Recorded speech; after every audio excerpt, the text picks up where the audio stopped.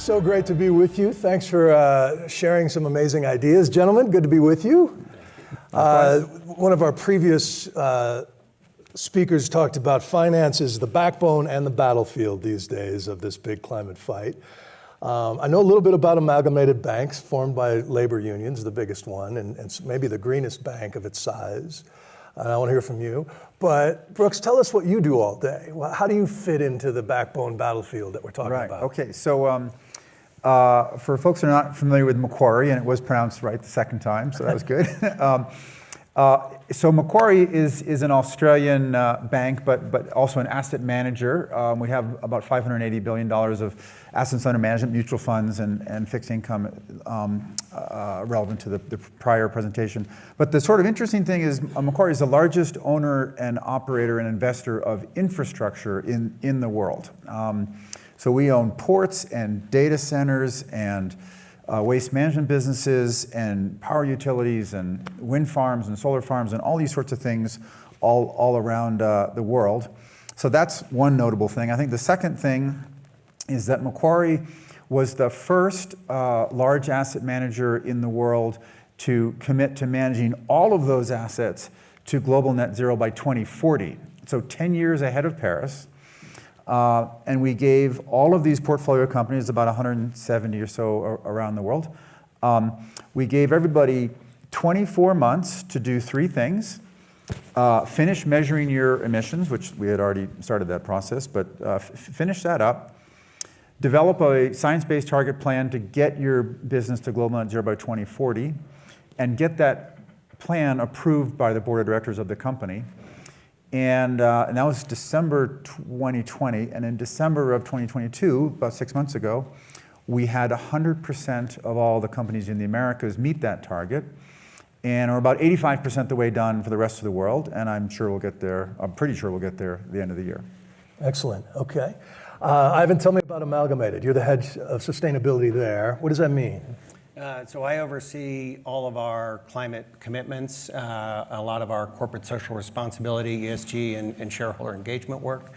Amalgamated we're just celebrated 100th anniversary. So we're kind of like old crusty union bank, but we, over the last few years, have really focused on becoming America's socially responsible bank. Now 36% of our portfolio goes into climate solutions. We are leading efforts around PCAF, the Partnership for Carbon Accounting Financials, so that the financial industry can do the first step of what Brooks is talking about, which is measure emissions and do it in a consistent way. And we're a central part of the Net Zero Banking Alliance. So, you know, the kind of global consort of banks that is saying, okay, we're going to go through this process of measuring, disclosing, targeting, and managing all of their assets. Right, right. So by all accounts, it seems that the biggest polluters, the biggest source of the issue these days, aren't all that interested in changing their business models. Are you coming at it from a competition point of view? You're investing in in the low carbon alternatives that will eventually beat them down the road. How should people think about the big oil monolith and fossil fuels not going gently into the night, and how much finance plays a part of that? Yeah. Well, maybe I'll use an example that ties our two institutions together a little bit. Macquarie has owned and operated and managed for a while the largest coal port in Australia. Well, that's bad news in some regards, right? Because why would you want to be contributing to that part of the economy? But this happens to be the cleanest burning coal, and if we shut down this port, it would go on a rail to a different port, and someone else would export it. So to just sort of walk away from that is probably not the right response. What we did do is say, okay, we're going to transition this port. We have built a hydrogen hub in that area. We are building solar and wind. We're expanding the capacity of the port to do more dry bulk of agriculture commodities and these sorts of things. We're doing some more work around recycling and waste management so that the port and the community has a clear transition to a new future, which is important for labor and jobs and the just transition and all these sorts of things. So we're not just going to flick the switch. We're actually investing for change. It's very easy to decarbonize your portfolio as an investor. I think the previous presentation made that point very clear. And if you are an investor, there's good reason to do that. It's much harder to decarbonize the economy because that actually takes real investment and plans and engineers and time. And so we're focused primarily because we could divest everything tomorrow. What's more important, I think, for us is to really drive the change and drive it in a just way and support the jobs and so on that are associated with that. So when the day comes, and it will, that port stops exporting coal because demand has disappeared and everyone has completed the transition, that port is, and those jobs and that transition is sound. Right. Your thoughts? What Brooks is talking about, transition and engagement, right? That's the kind of like cornerstone of what the financial sector wants to do. That's their theory for how we're going to get from here to there. And it's a little bit different for Brooks because you're really an engaged asset owner, right? Mm-hmm. And for the banks and for a lot of asset managers in the sort of listed equity space, the relationship is not the same. Mm-hmm. And so their approach to transition engagement, particularly in these highest emitting sectors. So, there's a set of places like steel, cement, transportation, we've talked a lot about EVs. What the transition pathway looks like and the engagement looks like is very different than in the oil and gas sector and what you heard earlier. And that is particularly the place where the large banks, the large asset managers are resting on this idea that we're going to stick with our clients, we're going to help them transition, we'll give them more money, and they're going to get to where we need them to be. And the reality, and I think Rob's presentation earlier from Carbon Tracker made the point brilliantly, is they're not planning to head in that direction. They need to reduce emissions by the end of the decade by 22%. They're planning on leveling emissions through the rest of this decade. Okay, they are I think was looking at Equinor, like a global leader in the oil and gas sector. They were like among the first to commit. They come from the Nordics, and their CEO just said, we're not going to hit 1.5. People are going to still keep buying our product, and we're going to still keep selling it. Their CapEx is 28 times more in the fossil fuel sector than it is in alternatives. So within the oil and gas sector, we have this. There's a place where this idea of transition engagement, great idea, but it's not going to work. Or it's certainly not going to work in a way that's aligned with 1.5 or probably even 2 degrees. Right. Reminds me of the great Gillian Welch lyric, I want to do right, but not right now. So what is going to change that? Will this disclosure law with the SEC change things? Will putting the way we got calorie counts at the fast food restaurant, that might have changed things a little bit. It certainly didn't put McDonald's out of business. Knowing exactly the damage that's being done by each company we're invested in, will that change things? Where do you see this going to maximize what needs to be done in time? Well, I mean, I think I was making the point that banks and financing is a forcing function, absolutely. So if you own a coal plant, let's say you're burning coal in a jurisdiction that is supportive of you burning coal and you have no intention to change, if the banks that are lending to that coal plant say, no more, we're not going to refinance. If the insurance companies say, no, we're just not going to insure that anymore. And if they can't recruit talent, and it doesn't matter how coal-friendly the jurisdiction is, that asset is going to be either forced to change or is going to have to shut down. And I think that's part of sort of our thinking is that, as we invest money that is primarily pensions and so on and so forth, it is just essential that the terminal value of the company, whether it's a port or whether it's a utility, that it's worth more in the future, not less. So, another example, maybe from folks out west here, Puget Sound Energy is the utility that serves Seattle. That used to have 4 coal plants that delivered energy from Montana to, and we put in place plans to shut those 4 coal plants down. 2 are closed now. 2 will close, I think, in a year or 2. When it came time to sell that utility, the highest bidder for those shares was a no coal buyer, not a one who didn't care.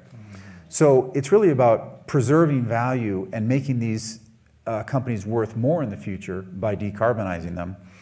But these finance flows, they need to sort of work together. Like some are forcing function, and some are what is required to change the whole mix of Puget Sound energy from coal to hydro and wind and solar and some cleaner burning gas and that sort of thing. Right. There's a benevolent intent at first, but at a certain point, the market forces make it irresistible. It should. I mean, I think the short-term profit motives, first of the oil and gas industry, and then of the big banks and the relationships to them, are just really hard to disrupt. And there's another carbon tracker report, 2022, the biggest for energy, oil and gas majors, got $58 billion in bank lending to new fossil fuel infrastructure that makes them basically aligned with a 2.7 degree outcome, right? Those are the stranded assets or the unfunded liabilities, or those are going to be the bailouts of the future, or they're going to be the climate catastrophe of the future. But I think what I see from the banking sector is there's a ton of work going on. They're like a swan, and they're big and graceful up top, and the little legs are working away to get them to the other side of the pond. The problem is, if they don't take off and fly pretty soon, they're going to get eaten by something. And so that is and they're not. They don't want to get out of the pond. They don't want to start flying, because to do that, it means changing relationships. It means standing up to conservative lawmakers in this country that are associated with the oil and gas industry, and that level of disruption they don't want to do. You had asked about what it's going to take to change that. I think a little bit it's everything, right? It's everything that Jigger was talking about. It's everything that we're doing with our money, whether it's in banking or 401ks. I mean, the banks need to be disrupted. The banks need to disrupt. The clean tech sector needs to do all of its work. For me, in the banking sector, I feel like the rhetoric around transition and engagement, particularly around the oil and gas industry, starts to be checked for the reality of it. Because I think the longer we just have polite conversation about transition and engagement, and that's our plan, and we're not really doing it, that to me spells disaster for the rest of the economy. Yeah.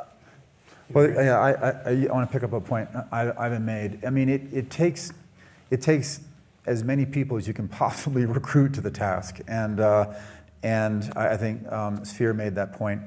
I'll just use another example because I think it's good to sort of show how progress is being made. Whether it's fast enough, maybe it's debatable. But we also have invested in Mar Terminal, which is the largest port in New York City. We, as I mentioned, sort of more than 2 years ago, asked every portfolio company to set up a sustainability subcommittee to figure out how to make these assets more sustainable. And this port, it's a gritty business, right? Cranes and trucks and trains and huge cargo boxes moving around. And so the CEO said, okay, well, we're going to have to do this subcommittee. Who wants to be a part of this subcommittee? It's 150 people that work at the port. Half the hands in the room went up. 75 people are like, I want to be part of that. So they created 7 different committees. And there was a wildlife committee, there was a recycling committee, there was a transportation committee, a renewable energy committee, and so on and so forth. And that port started doing all sorts of things that no consultant or no shareholder or CEO could have dreamed of on their own. We started creating fish habitat with leftover concrete. We shipped some of the cables that were lifting the boxes up to Nepal to help folks make bridges to different communities. We changed the mix of trucks to rail so that we lowered the carbon footprint of boxes leaving the port. We required all the ships that come in, instead of running their engines to create power to keep the lights on, to plug in to the shore power, which is renewable. So we cut the emissions down that way. I mean, on and on and on and on. And all these different things that when you engage people and you say, who wants to be a part of it? And half the people put their hands up. These are not environmentalists. These are accountants. These are logistics people. These are account managers and so on. They put their shoulder to the wheel, and like all sorts of cool things are happening. I think a good part of the solution is just engaging as many people in whatever expertise they have to figure out how they can do things better, and then empowering them and giving them the runway to do that. I find that it turns out to be a great antidote for climate anxiety is action, doing something. So much we sit around bemoaning the problem, but as you say, given a community and actionable steps, even if it's bringing back biodiversity by a few percentage points, that is a love and esteem need at the top of the pyramid of needs that we're chasing all the time. Let me ask about public money now that's gone into this space. The Inflation Reduction Act. What's interesting about it, it could be $350 billion, it could be over $1 trillion. It depends on how many people apply for these grants and implement this money. Are you seeing in the finance world people chasing these projects now driven by that? Was that going to happen anyway? But what is the intersection there between public-private right now? I mean, it's having an enormous impact. I think, what Jigar talked about firstly is the intersectionality of it. So the idea now that we're all invested in this thing, so it's labor, it's the clean sector, it's heavy industry, it's communities, it's the environmental justice communities. We're all in this, and I think that it's policy can be transformative in that way, in the signal that it sends and how we organize ourselves, and I think that's just an enormous victory. The numbers and the Biden administration, and I think now the Center for American Progress has some really amazing maps that show that the billions and billions of dollars that have gone into new projects and investments triggered directly by the Inflation Reduction Act. On the consumer side, it's a little bit slower. The administration's still writing a lot of the rules around that, and so they're getting themselves organized from sort of passage to implementation, but those markets are gearing up, and it's just incredibly exciting times to be in this. Canopy, who spoke earlier, we've been working with them to figure out how we can offer that to all of our employees, and I learned something from them almost every day about what I could be doing, and the kind of, and so much of that is being lifted up and driven by the Inflation Reduction Act and the incentives that it's bringing, the kind of manufacturers changes that it's stimulating. So I think it's a really exciting time. It still all gets us only halfway there, right? But we have to do a lot more. But we're at least we're started now. Yeah, I would completely agree. I mean, I've described some more traditional infrastructure, but we're also investing in EV charging, in hydrogen, in carbon capture and storage, grid scale batteries, green ammonia. I mean, that's just one example that maybe wasn't even contemplated a year ago. But farmers put a lot of ammonia on their land for fertilizer. A lot of the ammonia comes from the Houston oil complex. Well, what about using the excess of wind in the Midwest, right? Because there's curtailment now, because there's more wind than there's demand. Use that to create hydrogen, and then use that to create NH3, which is green ammonia, and use that on the field where the wind generated the energy, right? I mean, all these sorts of things that never would have occurred, or sorry, not never would have occurred, wouldn't have occurred at this pace are happening now.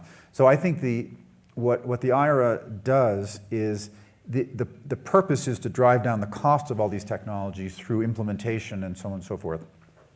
We all know that curve is going to get there eventually. I mean, renewables is a better technology than fossil fuels. The Stone Age didn't end when we ran out of stones, and the fossil age will not end when we run out of fossil fuels. It's just we've got better technology, and we need to deploy it faster. And the IRA really is accelerating that and steepening that curve. And absolutely, we are very interested in, not just here in the U.S. of course, but in Europe. We have hydrogen development projects in Korea, in the Netherlands, in Australia. And the IRA really helps accelerate that. Right. I see, my inbox is sort of a peer-reviewed fire hose of dread every day, but also ideas. Every day are ideas that excite me, and it seems to be uncorked these days, all this energy, and the possibilities are so exciting. So sort of like looking at the Garden of Earthly Delights by Hieronymus Bosch. You can look at the really dark side of that, or you can focus on the good stuff and the ideas, and you guys helped us do that a little bit here today. Yeah. Thank you for your time. Thank you. Thank you. All right, gentlemen.